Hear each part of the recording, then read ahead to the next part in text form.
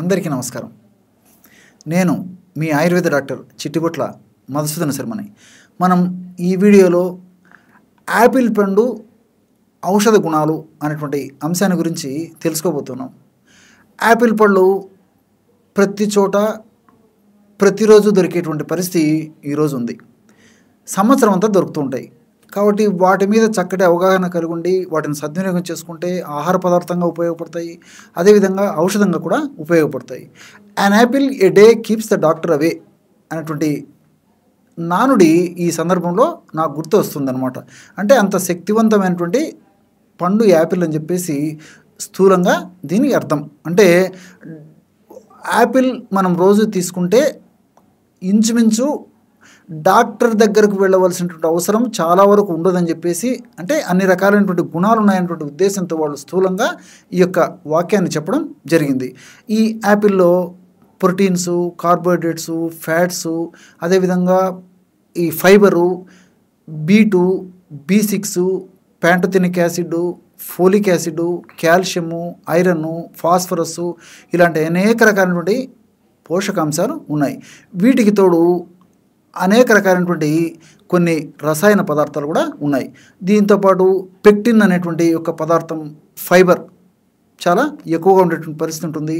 అదేవిధంగా quercetin, యూరలిక్ acid ఇలాంటి పదార్థాలు కూడా ఈ యాపిల్లో పుష్కలంగా ఉంటాయి. సాల్యుబుల్ ఫైబర్ కూడా ఉంటుందన్నమాట. మరి ఈ పెక్టిన్ అనేటువంటి పదార్థం ఈ యాపిల్లో ఎక్కువగా ఉండడం చేత పెక్టిన్ ఉన్నటువంటి యాపిల్ పండును మనం తినడం వల్ల పెక్టిన్ నిదానంగా జీర్ణమవుతుంది. కాబట్టి మనకి త్వరగా ఆకలి వేయదు. ఎప్పుడైతే మనకు ఆకలి త్వరగా వేయదో అప్పుడు ఆహారం కూడా మనం మితంగా తీసుకుంటాం. కాబట్టి వెయిట్ లాస్ కూడా పరోక్షంగా ఇది యాపిల్ పండు మనకి ఉపయోగపడుతుంది అనమాట.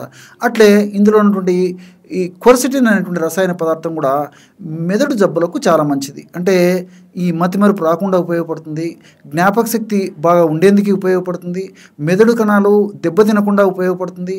అదేవిధంగా మెదడుకు రక్త సరఫరాను బాగా కలగజేసేసి పక్షవాతం లాంటి మెదడుకు సంబంధించినటువంటి జబ్బులు రాకుండా ఈ యొక్క క్వర్సెటిన్ అనేటువంటి పదార్థం యాపిల్లో ఉండడం వల్ల, యాపిల్ మనం తినడం వల్ల ఉపయోగం జరుగుతూ ఉంటుందన్నమాట.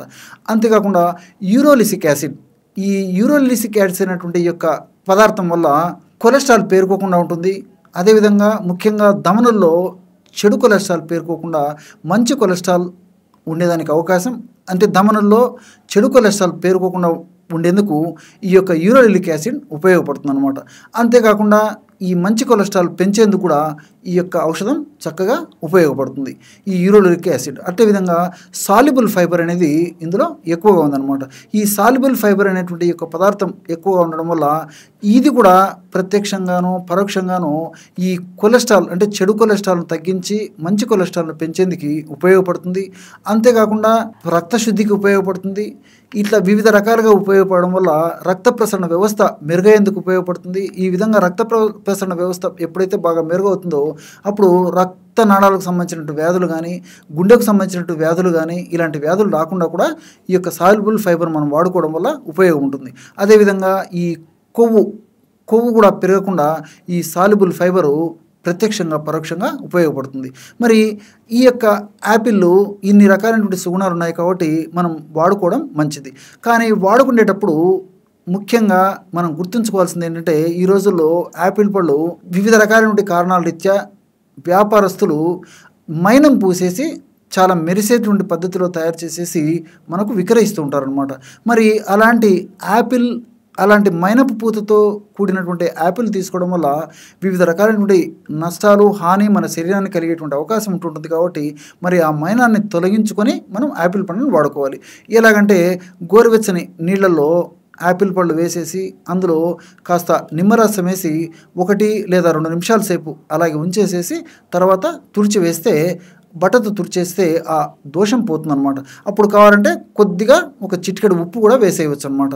ఆ విధంగా నిమ్మరసము, అవసరాన్ని బట్టి కాస్త ఉప్పు వేసేసి కొద్దిసేపు యాపిల్ పండును ఆ గోరువెచ్చని నీళ్ళలో ఉంచేసి తర్వాత తీసి శుభ్రంగా బట్టతో తుడిస్తే ఆ పైన మైనం పోతుంది. కాబట్టి ఆ విధంగా శుభ్రమైనటువంటి యాపిల్ పండును మనం ఆహారంగాను ఔషధంగాను వాడుకుంటే సరిపోతుంది. చూశారు కదా. అట్లే ఈ యొక్క యాపిల్ పండుని ఔషధంగా ఎలా వాడుకోవాలంటే, ఆపిల్ పళ్ళ గుజ్జు ఒక 25 గ్రామ్స్ తీసుకోవాలి. అట్లే కస్తూరి పసుపు ఒక పావు స్పూన్.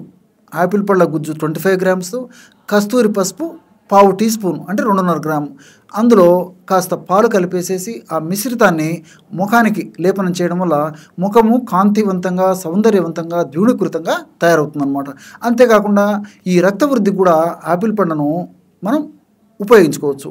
ఎలాగంటే 2-3 యాపిల్ స్లైసెస్ను ముక్కలుగా చేసేసి ఒక బౌల్లో తీసుకొని అందులో 2 లేదా 3 బత్తాయి పళ్ళు, దీంతోపాటు క్యారెట్ ముక్కలు ఒక 2-3 స్పూన్లు, అంటే క్యారెట్ గడ్డను తరిగేసేసి ముక్కలుగా తయారు చేసి ఆ ముక్కలను 2-3 స్పూన్లు, 2-3 స్పూన్లు పచ్చి కొబ్బరి, కాస్త తేనె, నిమ్మరసము ఇవి కలిపేసేసి చక్కటి పదార్థంగా తయారు చేసుకొని, రుచికరమైనటువంటి పదార్థంగా తయారు చేసుకొని ఆ యొక్క పదార్థాన్ని రోజు ఒక్కసారి సేవించడం వల్ల రక్త వృద్ధి బాగా జరిగి హిమోగ్లోబిన్ శాతం బాగా వృద్ధి అయ్యి దానివల్ల కలిగేటువంటి ఇబ్బందులు కూడా తొలగిపోతాయి. చూశారు కదా ఎటువంటి సులువైనటువంటి ఆహార ఔషధమైనటువంటి యాపిల్ గురించి ఈ వీడియోలో మీరు తెలుసుకున్నారో. మరొక వీడియోలో మరొక అంశంతో మళ్ళీ కలుద్దాం. అంతవరకు నమస్కారం. మీ చిట్టిబొట్ల.